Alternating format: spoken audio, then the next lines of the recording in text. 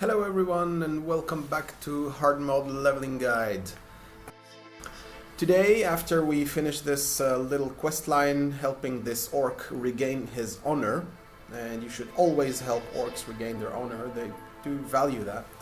Well, after that we're gonna have a little stroll from Orgrimmar to a place called Morshan Base Camp. What Morshan Base Camp is basically where the PvP assault on Warsong Gulch is directed from. In vanilla days you had to actually walk there in these levels. There was no look for group or look for battle. You had to walk to one of these battleground entrances and actually ask the captain to join the battle. You could also buy some nice PvP gear there, which is what I plan to do.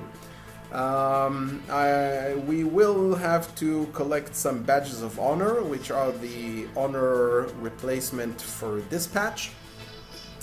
And I do hope we win some battles so we can buy some nice gear for ourselves. I hope the waiting times are not too long, but you will see how distracting walking in Azeroth can be. I hope this will have that old vanilla flavor of just traveling along Azeroth, riding your horse at 60%, and yeah, I hope you enjoy it. We shall start our journey by leaving Orgrimmar via the Valley of Spirits. We will go to the Northern Barrens.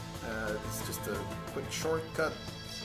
And we'll start our look for group at this point, because hopefully we'll get some honor badges before we reach the base camp. I will remind you to keep collecting leather and sell it on the auction house, as this is going to still be our main income. And I think we have a queue for the Battle of Twin Peaks. I wonder if this has anything to do with the TV show Twin Peaks that used to run. Anyway, this is quite a lot like Warsong Gulch. You have two base camps, one for your team, one for the enemy team. And you have to capture the flag and then cap the enemy flag while your flag is still at base. What I like to do at the start of this battleground is run to this side and pick up the enrage buff and quickly go into stealth. If I manage to catch one of the enemy players on this route, well, that's a quick and easy kill. I see that the enemy team decides to walk through the bridge and not through our tunnel at this point, so we'll see if our team decides to engage. Otherwise, there's no way I'm going 1 versus 8. I do misclick my SEP button as I changed my buttons on the mouse, but I do capture this hunter and I start an opener on him, quickly trying to add some bleeds, but as he is a much higher level and you can see that his nameplate is in the red for me, I miss a lot of my abilities and my combo finishers. Luckily, we have a team of 12 shamans that come to my aid, and we quickly dispatch most of the enemy team before they manage to even get into our base. After that fight was over, I noticed that the enemy team has picked up our flag and the enemy rezzers are running to his aid, so I try to block their way. Again, I am quite low level, so most of my hits don't take, but I do manage to get in a couple slows and we do end up picking up our flag, also wiping the enemy team. As you can see, I'm using wound poison instead of deadly poison, since we do want the unheal buff on our enemies. I think it's much more important than getting a bit of extra damage from the deadly poison. We do have enough dots on the enemy anyway with our envenom and our bleeds, so another 12 damage dot really isn't that important. I just go here and try to annoy the enemy team. I sap one of the enemy team players only to be sapped myself. This is a gnome rogue and I do get a full cheap shot worth of damage, but hey, I'm using assassination with incredible rupture and the added value of hemorrhage, so well, even though he is quite a few levels above me, I do manage to take him down with a little help from a friend, but I think you can see that this rupture build is just so much more powerful. At this point we see that the enemy team has picked up our flag, so our flag carrier is heading into the enemy base. We quickly go and help him. We are stealth, of course, so we can help out to the max. There is just one player here, so we quickly take him down, pick up the enemy flag and get the hell out of here. Yep. Leaving the base, always try to clear the path for your flag carrier. He cannot mount, so you can mount and go ahead in front of him. What this usually ends up with is flag carriers on both sides waiting out for the enemy team carrier to drop their flag. Our flag carrier decides that it would be a better strategy to capture the enemy FC right here on the steps, so we quickly dispatch him and carry on with our business.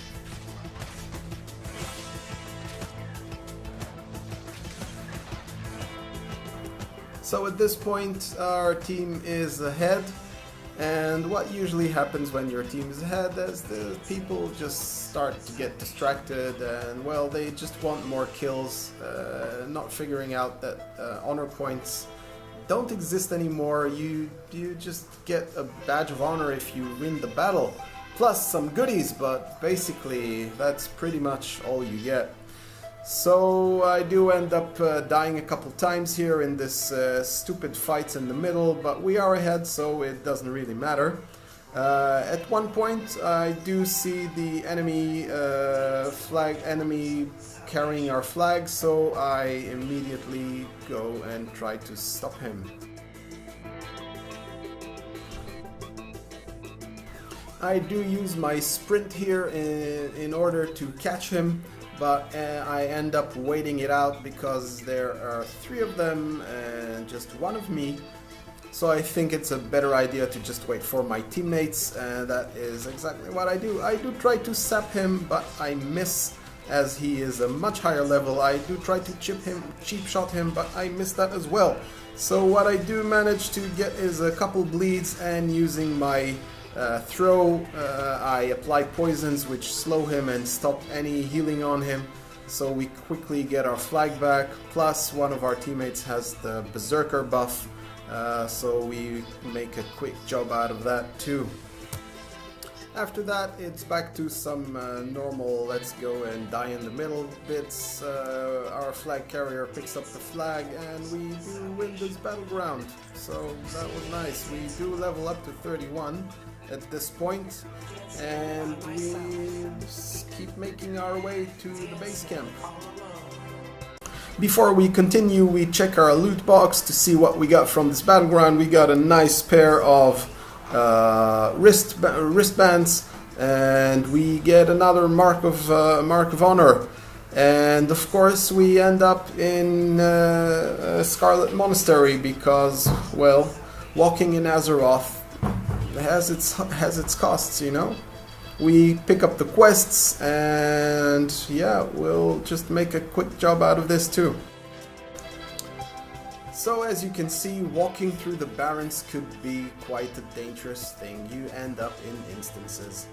We quickly do a couple of these instances. We pick up some nice gear from Scarlet Monastery, and we decide to stick with our team for just a quick one more, because they are doing a good job. We have excellent heals, and we are doing this rather fast. At the end of Scarlet Monastery, we do level up to 32, and we get the most important skill a rogue could ever have, and that would be Vanish. Vanish will help you vanish into the shadows, whether you are in or out of combat, and this is your most important skill, your most important ability, and mostly is the most important ability to learn how to time well, as the timer on it has gone up and you don't have any way to reset it at this level. After this instance is over, I decide to leave this group and go back to the Northern Barrens and make our way back to the base camp. I will sign up for another battleground, as I do wish to get as many marks of honor before we get there, although we are quite close, you know, it's like a minute walk from here.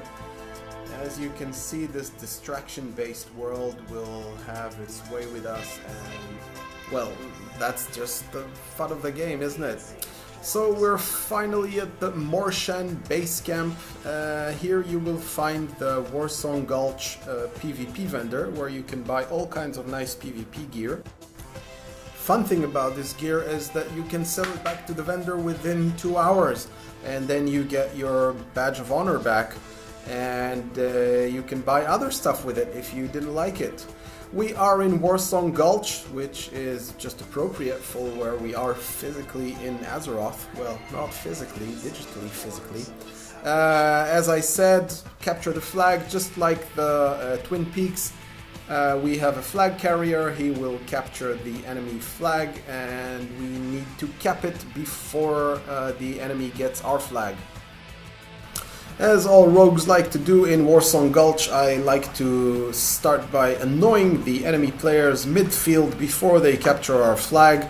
That works out quite well. We do have a very nice and strong team, so we dish out quite a lot of damage. At this point I go help our flag carrier because I see that he needs our help. So this Moonking is annoying our flag carrier, and we do try to bleed as much as we can on him. As you can see, again, we are quite low level. I did not know that the battle groups have changed to 10 levels, meaning 10 to 20, 20 to 30 and so on. I was pretty sure it stayed 15 to 24 and 25 to 34 and so on. So we are quite under-geared and under-leveled for this battleground, but we still have quite a lot of damage with Rupture, and with a good team we can do a lot of damage and help out our team quite efficiently. I pick up the Berserker buff and go and try and open on this Hunter, which is 8 levels above me. I end up dying, and then I end up dying again uselessly at this at our graveyard. I do see the enemy carrying our flag, so just me and another little rogue are gonna go and take care of that real quick. We do open up on him. He does not expect 2 rogues to be here. We quickly get our flag back, and yeah, that was pretty much it. So the second we get our flag back, we see that another enemy has taken our flag. I do try to flank him. I sap him, and there are 2 rogues now. We are trying to get him out, but again, I'm so under-leveled and under-geared. I just try to slow him down as much as I can and wait for our team to come over. But our team is super spread, so as much as we can, we slow him down. I don't know why they're not nuking me. I suppose it's because they're trying to heal their flag carrier. He manages to blink as I kill him, which basically puts the flag at blink space for me. Before I manage to pick it up, an enemy does pick it up instead. I do shoot him down with my throw and slow him down, but that's about as much as I can do.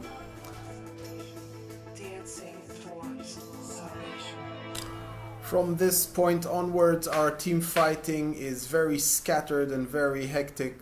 We don't really manage to do anything useful. I try to help our flag carrier, but it's just not fast enough.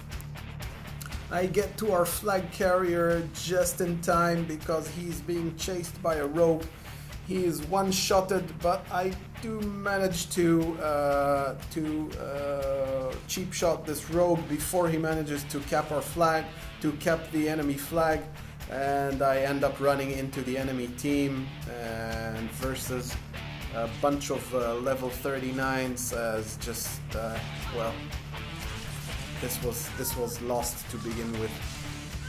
And so what started out as a nice Battlegrounds end up with a disastering failure, but that's just part of random Battlegrounds. You don't know what kind of teams you're gonna meet, you don't know what kind of players you're gonna meet. Just do them and enjoy them, and it really doesn't matter because you get the experience, like the real playing experience out of this. For this next Battleground we get Arathi Basin. As I suggested before, you should not try doing this without a mount as it just takes ages to walk around. I cap the farm and decide to stay and defend as it's the right thing to do, guys. You need to do the objectives, you need to defend because otherwise you're gonna lose the game. And if you lose the game you get nothing. You don't get honor points just for participating anymore. I do get double teamed here. I quickly run in and grab the heal and manage to stop the enemy players from capping. I end up dying but quickly rezzing, but that was enough time for our friendly teammates to come over to the farm and help us defend this base. I go and help BS as I see that our team is moving there.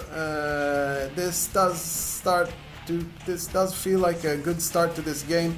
I see a rogue trying to cap our base. I quickly go back and dispatch him and then go on and help our team kill a couple enemies on the road.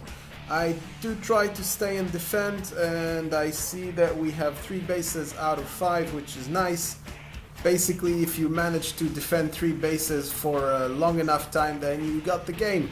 Obviously, if you cap more bases, you do this faster, but oh, the hubris. We end up losing the gold mine, and quickly after that we end up losing the farm as well, as everyone is spread, no one is defending, and basically, although we had a really nice start, we do end up losing this. As I res, I try to go and recap the farm, but as it's overrun, I decide to go to the gold mine. There's only one player there, it's a mage. I quickly kill him with the help of a friend. We do manage to cap this base, but we end up losing all the others. So, well, it was a nice try, but this unorganized and people not taking care of the flags, not taking care of the objectives will end up costing us this fight. I do level up here, and as I go back and try to sell my trinket back to the vendor, I see that too long has passed since I was waiting for I think 40 minutes for Battleground and just didn't notice that so much time has passed. Fuck it, it's just one mark of honor, but well, I just decide to keep it as +4 to stamina and will out-level it very fast anyway. So after a few more cruel failures at Battlegrounds, I decide to quit for now and go and level up a couple more levels, just the old-fashioned way. I'm already at the Barrens, which is a new zone to me, so I decide to go and open up a couple flight paths and go to north and southern Barrens, see what has changed. I really hope you enjoyed the video today. Hopefully we'll get a bit deeper into Battleground tactics and Battleground guide for a rogue, because I think it's one of the most fun characters to play on Battlegrounds. I really do hope you enjoyed it. Please subscribe and leave a comment if there's something you want to know or something you want me to talk about. That's about it. RogueFluff out.